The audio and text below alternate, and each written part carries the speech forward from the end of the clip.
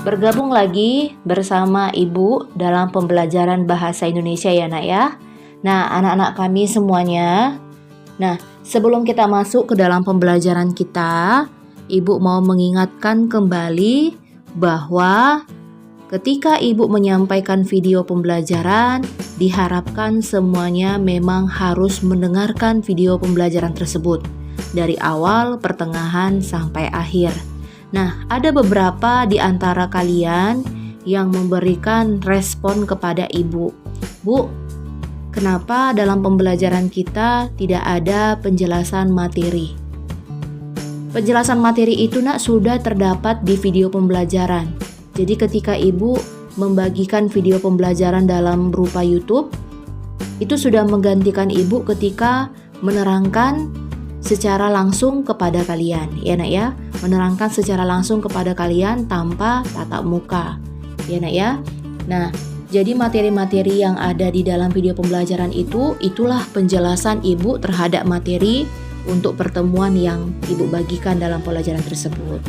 Nah, anak-anak Ibu sekalian, baiklah, kita akan melanjutkan kembali pembelajaran kita, di mana pertemuan kita minggu lalu sudah membahas tentang cerpen, dimulai dari pengertiannya, kemudian dimulai juga dari ciri-cirinya, ya nak ya. Nah, sekarang kita masuk ke bagian unsur intrinsik dan ekstrinsik cerpen ya nak ya. Nah, inilah materi yang akan kita bahas sambungan dari pertemuan sebelumnya dengan topik seperti yang Ibu sampaikan tadi, yaitu unsur intrinsik dan ekstrinsik cerpen. Nah, kita mulai dari unsur intrinsik. Unsur intrinsik. Dikatakan unsur intrinsik adalah unsur yang membangun karya sastra dari dalam. Ya nak ya? Unsur yang membangun karya sastra dari dalam cerita. Nah, di dalam unsur intrinsik ini mencakup 7 bagian. Kita mulai dari yang pertama, tema. Yang kedua, amanat.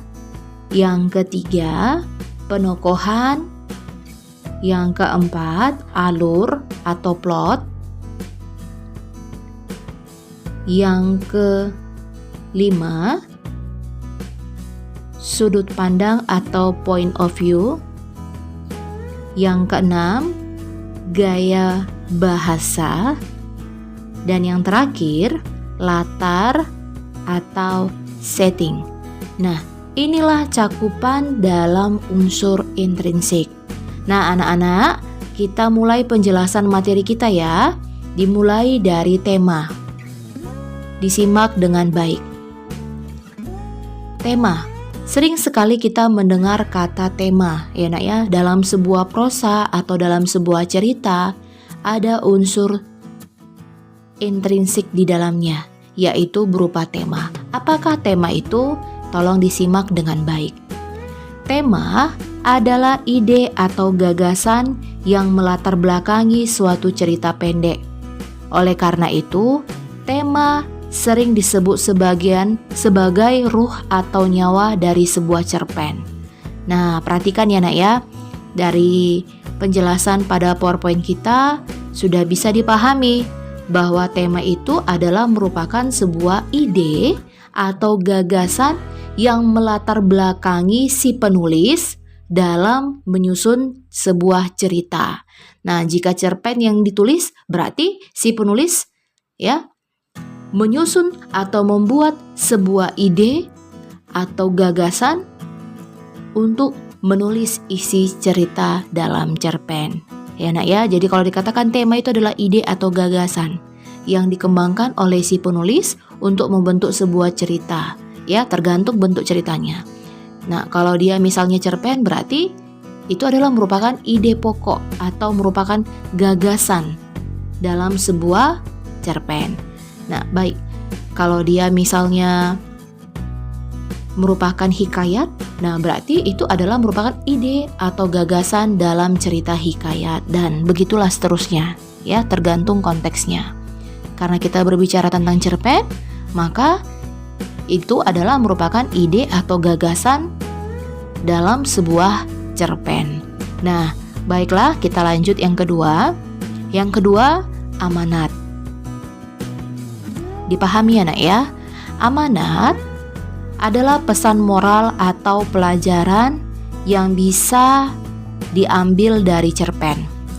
Pesan moral biasanya disampaikan tidak tertulis secara langsung dalam cerpen. Nah, tolong disimak ya dengan baik.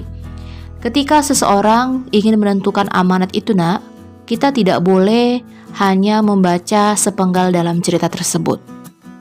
Maksudnya, kalau ingin kita menentukan tema dalam sebuah cerpen, kita harus membaca isi keseluruhan dalam cerpen tersebut, baik itu dari awal, pertengahan, sampai akhir. Nah, ketika kita ingin menentukannya, ketika sudah selesai membaca, disitulah kita bisa menarik kesimpulan apa yang menjadi pesan moral atau nilai pelajaran yang dapat kita ambil dalam cerpen tersebut. Seperti penjelasan tadi nak, cerpen itu pesan moral itu tidak tertulis. Amanat itu tidak tertulis. Amanat dalam sebuah cerita atau dalam sebuah cerpen bisa kita dapatkan jika kita memahami isi di dalam ceritanya. Kita menafsirkan sendiri, ya, apa yang menjadi pesan moral atau bahan pembelajaran yang bisa kita kutip atau yang kita petik dalam cerita yang disampaikan. Nah, itulah dikatakan sebagai amanat. Jadi anak-anak kami, dikatakan amanat itu adalah merupakan pesan moral atau pembelajaran yang dapat kita ambil dalam isi cerpen tersebut. Dan ingat, seperti yang Ibu bilang di awal tadi, sebuah amanat kita dapatkan jika membaca keseluruhan dalam cerpen. Tidak boleh sepenggal-sepenggal ya nak ya, supaya kita tidak salah menafsirkan apa pesan moral yang disampaikan dalam cerpen tersebut. Nah, baik, kita lanjut yang ketiga. Unsur intrinsik yang ketiga, penokohan atau tokoh. Tokoh atau penokohan adalah pelaku atau orang yang terlibat dalam cerita. Sedangkan penokohan adalah gambaran watak atau sifat tokoh dalam sebuah cerita. Jadi ingat nak, kalau dikatakan tokoh itu adalah orangnya, ya, pelaku atau orang yang terlibat dalam cerita. Nah, sementara jika dikatakan dengan penokohan, itu adalah merupakan karakter, penggambaran karakter yang ditulis oleh si penulis untuk melakonkan tokoh-tokoh yang ada dalam cerita tersebut. Nah, anak-anak kami, di dalam sebuah penokohan itu ada beberapa jenis karakter ya nak ya, di mana kita bisa lihat ada yang memiliki penokohan yang sifatnya antagonis, kemudian ada yang memiliki sifat protagonis, kemudian ada yang memiliki sifat tritagonis, dan yang terakhir adalah figuran. Di dalam sebuah cerpen termasuk yaitu ya, ada keempat tokoh atau penokohan dalam cerita tersebut. Nah, dikatakan antagonis. Tolong disimak ya nak ya. Antagonis adalah karakter yang memiliki sikap yang jahat ya nak ya, antagonis. Jadi kalau kamu lihat ya seorang aktor atau seorang artis yang memerankan karakter atau penokohan yang jahat-jahat, itu disebutlah sebagai antagonis ya, antagonis. Nah, dikatakan protagonis itu kebalikan antagonis. Nah, tadi antagonis karakter yang jahat. Nah, sementara kalau dikatakan protagonis itu adalah memiliki karakter yang baik ya nak ya. Jadi kalau dia karakternya baik ya, orangnya netral, kemudian orangnya sifatnya bermurah hati, ya biasanya orang ini yang sifatnya protagonis ini orang yang sering terzolimi nih nak ya, karena dia saking baiknya sering disakiti oleh orang lain ya nak ya. Nah inilah protagonis, memiliki karakter yang baik. Nah dikatakan tritagonis. Dikatakan tritagonis ini nak adalah memiliki karakter sebagai penengah. Ya nak ya, penengah. Nah, penengah yang dimaksud ini ya, ini bisa menjadi karakter yang baik, bisa juga memiliki karakter yang jahat. Jika si protagonis dominan ke karakter yang baik, maka sikapnya akan baik. Jika dia dominan ke sikap karakter yang jahat atau antagonis, ya akan jahat. Tetapi bisa jadi ya, si protagonis ini akan menjadi penengah dalam sebuah cerita.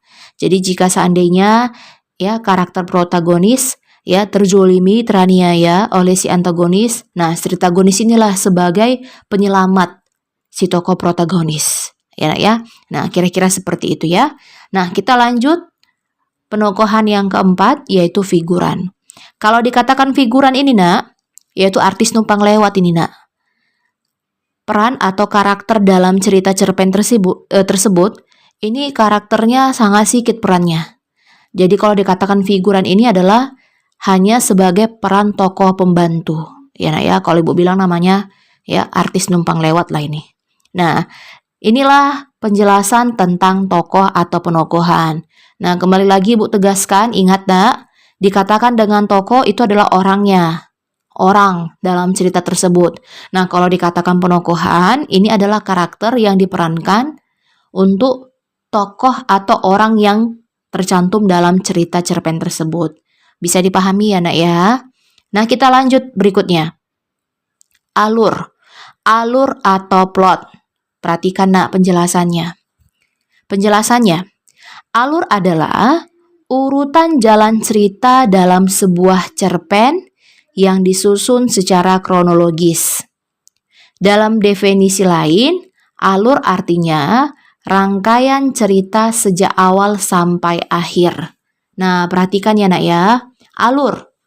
Dikatakan alur adalah merupakan jalannya sebuah cerita. Ibu ulangi, alur atau plot adalah merupakan jalannya sebuah cerita yang dikemas atau yang disusun oleh si penulis untuk membuat cerita tersebut menarik, maka si penulis menggunakan beberapa alur dalam ceritanya. Kalau di dalam cerita nak, ya bentuk cerita selain cerpen, ya seperti drama, seperti novel, menerapkan 3 alur. Nah, sementara kalau di dalam alur cerpen hanya menggunakan salah satu di antara 2 alur, yaitu perhatikan nak, alur maju dengan alur mundur. Ya, hanya menggunakan salah satu dari alur tersebut. Sebenarnya alur itu ada 3. Alur maju, alur mundur, dan yang ketiga adalah alur campuran atau maju mundur. Ya nak ya, kalau untuk cerita yang lain seperti hikayat, novel ya, yang menerapkan menggunakan pilihannya ada 3. Apakah dia menggunakan alur maju, apakah menggunakan alur mundur, apakah menggunakan alur campuran. Nah, kalau dalam cerpen, kalau dia menggunakan alur maju ya maju saja. Kalau dia menggunakan alur mundur ya alur mundur saja. Nah, apakah itu alur maju? Tolong didengar ya nak ya.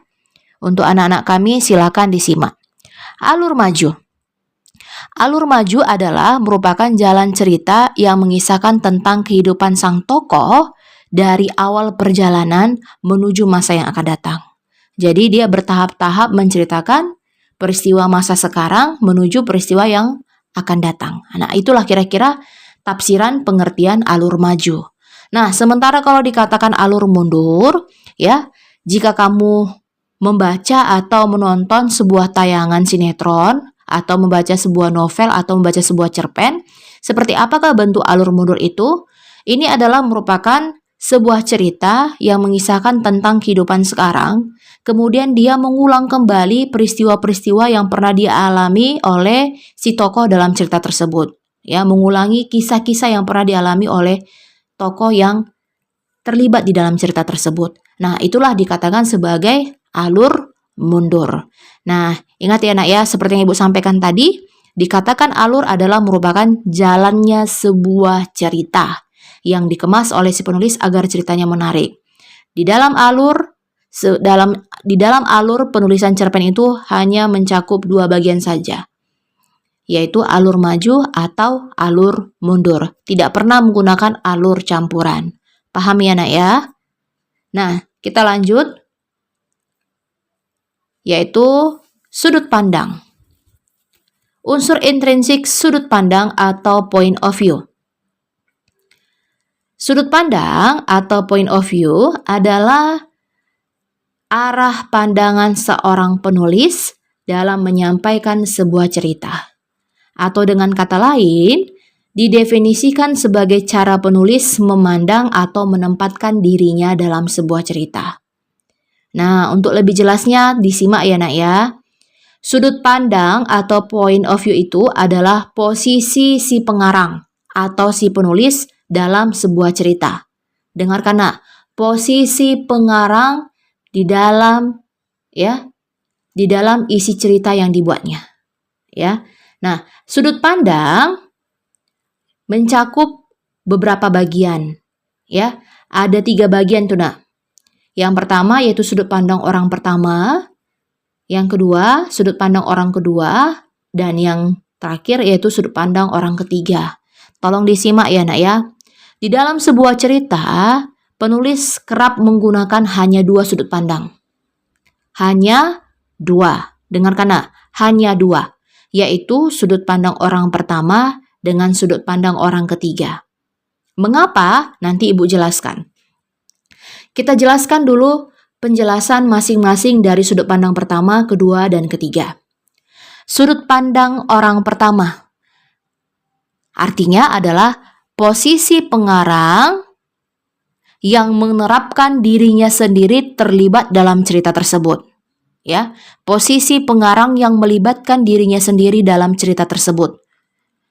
Jika kita membaca atau melihat sebuah tulisan seperti cerpen, jika kita melihat ada kata aku, saya, awak, hamba, gue, nah itu adalah menerapkan bahwa di dalam cerita tersebut menggunakan sudut pandang orang pertama. Mengapa? Karena di dalam sudut orang pertama itu, si penulisnya sendirilah yang terlibat di dalam cerita tersebut. Nah, sebagai bentuk kata kuncinya, penulis cenderung menggunakan kata seperti yang Ibu sampaikan tadi, menunjukkan diri sendiri. Aku, saya, gue, hamba. Ya, itu dia. Nah, sudut pandang orang kedua, dengar ya nak ya, yaitu sudut pandang yang menerapkan ya orang jamak kedua. Seperti apa? Mereka, orang itu, kalian. Nah, itu yang digunakan. Nah, tadi Ibu bilang mengapa hanya digunakan 2 saja dalam sebuah cerita sudut pandangnya? Dikarenakan dalam sudut pandang orang kedua, banyak orang tidak mengetahui siapa tokoh yang disampaikan si penulis untuk menunjukkan karakter di dalam ceritanya. Dikarenakan dalam sudut pandang kedua atau sudut pandang orang kedua, penulis menggunakan kata mereka. Banyak orang menafsirkan kata mereka itu siapa? Siapa mereka itu? Apakah si Anto kah? Apakah si Tito kah dalam cerita tersebut? Apakah lebih dari 2? Apakah lebih dari 3? Nah, kata mereka. Kebanyakan ya penulis jarang menggunakan sudut pandang orang kedua dalam isi penokohan ceritanya atau dalam isi cerita tersebut. Nah, itu alasannya nak ya. Nah, itulah sudut pandang kedua atau orang kedua. Yang ketiga, yaitu sudut pandang orang ketiga. Dikatakan sudut pandang orang ketiga, penulis cenderung menggunakan nama-nama karakter yang menarik atau nama-nama ya tokoh yang menarik. Nah, contoh kalau kamu lihat ya di MCTV yaitu sinetron Upin Ipin. Nah, Upin, Ipin, Kak Ros, Ato. Nah, itu adalah merupakan sudut pandang orang ketiga. Menggunakan nama-nama karakter yang menarik di dalam cerita. Nah, itu dia. Ya, nak ya. Jadi, bisa saja kita ganti dalam cerita tersebut, nggak mesti si Ipin namanya. Bisa kita bilang namanya si Aladin gitu ya kan. Namanya penokohan karakter yang menarik. Jadi, bebas si penulis mau membuat namanya siapa saja. Nah, itulah dia, nak ya. Jadi, sudut pandang itu, seperti yang Ibu sampaikan, posisi pengarang di dalam cerita, di mana sudut pandang mencakup 3 bagian, yaitu orang pertama, orang kedua, dan orang yang ketiga. Dan si penulis cenderung menggunakan hanya 2 sudut pandang, yaitu hanya sudut pandang orang pertama dan sudut pandang orang ketiga. Paham ya nak ya? Nah, kita lanjut unsur intrinsik yang lain. Gaya bahasa atau gaya imajinatif, ya. Diperhatikan penjelasannya. Gaya bahasa adalah ciri khas seseorang penulis dalam menyampaikan tulisannya kepada para pembaca. Masing-masing penulis memiliki ciri khas tersendiri, seperti penggunaan majas yang khas, diksi dan pemilihan kalimat yang tepat dalam sebuah cerita. Nah, dikatakan gaya bahasa berarti si penulis itu cenderung menggunakan makna kiasan di dalam ceritanya. Artinya, di dalam sebuah cerpen itu, ya, penulis mau atau sering menggunakan kata-kata yang mengandung makna konotasi, ya nak ya, atau mengandung makna kiasan. Nah, seperti apa contoh kata yang mengandung atau kalimat yang mengandung konotasi atau majas?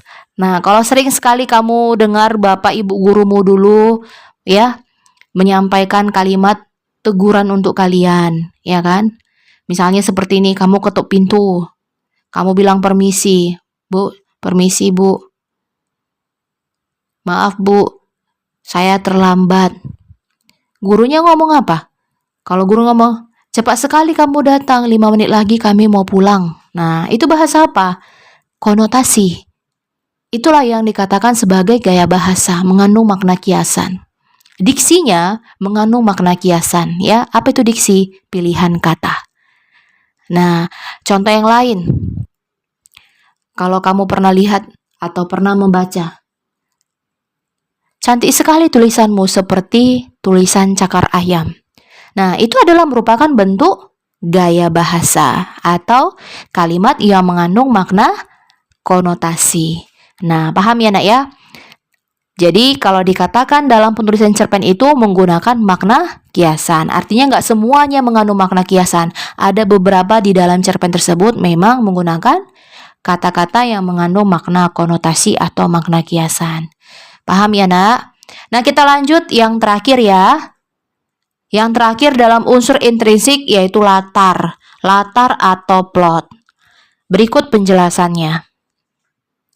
Latar adalah unsur intrinsik yang menjelaskan kapan, di mana, dan bagaimana peristiwa sesuatu itu bisa terjadi. Nah, latar itu mencakup 4 bagian ya nak, yaitu latar tempat, latar waktu, latar suasana, dan latar budaya. Nah, untuk anak-anak kami ya, tolong didengar ya nak ya. Ini mungkin materi di SMP sudah dibahas, tapi tolonglah disimak dengan baik ya nak ya. Kita mulai dari penjelasan latar tempat. Dikatakan latar tempat yaitu ya, berarti dalam sebuah cerita menekankan atau menyampaikan tempat terjadinya suatu peristiwa. Ya, tempat terjadinya suatu peristiwa. Nah, misalnya latar tempat itu di mana? Di sekolah, tempat ibadah, di perpustakaan, itu menyatakan latar tempat. Nah, yang kedua, latar waktu. Nah, kalau dikatakan latar waktu berarti menekankan terhadap alokasi waktu. Misalnya, pagi, subuh, sore hari, larut malam, pukul 8 pagi, pukul 12 siang, pukul 20 malam, itu adalah menyatakan latar waktu. Nah, kalau dikatakan latar suasana, suasana berarti keadaan atau kondisi. Misalnya, latar suasana itu menyatakan senang, sedih, ya, mendung, apalagi kecewa, terkejut. Nah, itu adalah merupakan latar keadaan situasi atau suasana. Nah, berikutnya latar budaya. Kalau dikatakan budaya berarti identik terhadap kebiasaan atau adat istiadat atau tradisi.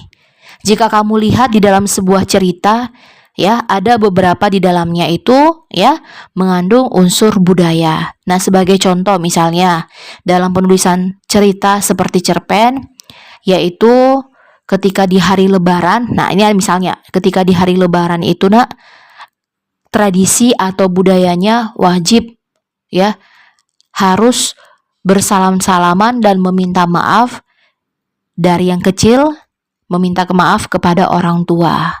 Nah, bukan itu saja latar budayanya, kalau misalnya di hari Lebaran atau Tahun Baru, ada makanan-makanan khas tergantung budayanya masing-masing. Nah, kira-kira seperti itu ya, Nak ya. Itulah penjelasan mengenai latar. Nah, sekarang kita lanjut ke unsur ekstrinsik. Sebelum masuk ke unsur ekstrinsik, Ibu ulangi sekali lagi. Dikatakan unsur intrinsik berarti unsur itu terdapat dalam sebuah cerita. Ketujuh cakupan dalam unsur intrinsik bisa kita temukan di dalam cerpen tersebut. Itulah maksud dikatakan unsur intrinsik. Nah, dikatakan unsur ekstrinsik, diperhatikan ya, Nak ya. Silakan kamu lihat penjelasannya di sini. Unsur ekstrinsik adalah unsur yang membangun karya sastra dari luar. Ibu ulangi, yang membangun karya sastra dari luar. Artinya, ketika kita mau membuat sebuah tema, ya memang terlihat. Ya, terlihat di dalam cerpen tersebut. Kalau kita mau menentukan sudut pandang, ada di dalam cerita tersebut bisa kita lihat. Nah, kalau di ekstrinsik, kita tidak bisa melihat cakupan-cakupan di dalam cerpen tersebut. Nah, apa saja yang dibahas dalam unsur ekstrinsik? Diperhatikan ya, Nak ya. Unsur ekstrinsik itu mencakup dua bagian. Yang pertama, di dalamnya membahas tentang latar belakang penciptaan. Yang kedua, membahas tentang latar belakang pengarang. Nah, dengarkan ya, Nak ya. Kita mulai dari yang pertama. Latar belakang penciptaan. Maksudnya di sini adalah menggambarkan apa yang melatar belakangi si pengarang menulis cerpen tersebut. Nah, kalau poin nomor pertama ini bisa nggak atau bisa tidak kita cari di dalam sebuah cerpen atau di dalam isi cerpen tersebut? Tidak bisa. Maka dikatakan tadi, Nak, unsur ekstrinsik itu adalah unsur yang membangun karya sastra dari luar. Pembaca atau audiens tidak bisa menemukan unsur ekstrinsik tersebut di dalam isi cerpen tersebut. Nah, supaya bisa kita mengetahuinya, maka kita harus mengetahui langsung dari si penulis apa yang melatar belakangi si pengarang tersebut menulis cerpen tersebut. Maka kita harus bertanya langsung kepada si pengarang. Apakah dia merasa sedang bersedih sehingga dia membuat cerpen tersebut? Apakah dia merasa galau?